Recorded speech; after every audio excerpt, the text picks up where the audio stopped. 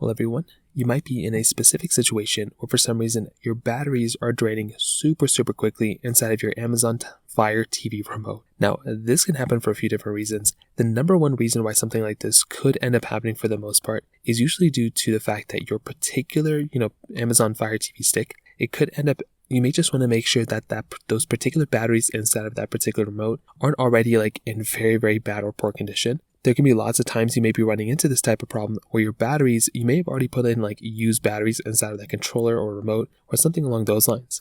So what you may want to try doing is just go through and just double check that particular power source, everything like that within your battery and everything like that is in perfectly good condition, and the batteries you put inside of that remote were already brand new and they weren't already used. Now, another thing that you may be running into in this particular problem as well is sometimes your particular battery, within your particular remote, you may just have to go through and replace it. It might be on its last leg, and the best thing to do here is just to replace that battery. On top of that, another thing you can do is just to make sure that your particular, remote isn't randomly clicking down buttons, or you're not placing it in an area where you have to constantly click on buttons over and over and over again inside of that particular remote. Sometimes if you leave it pressed down, onto a table, or you leave it inside of a couch or something along those lines, that can also cause some issues as well. So what you may want to try doing is just make sure that particular, remote control, that particular control that you're using, you don't randomly just run into random issues like that either, where the remote isn't just randomly clicking down buttons all the time too. And on top of all those things, you may just want to go through and just double check that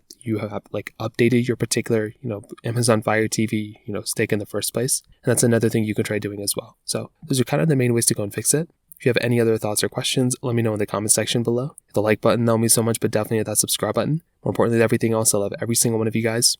Hopefully I'll catch you guys in the next video. Peace out till then.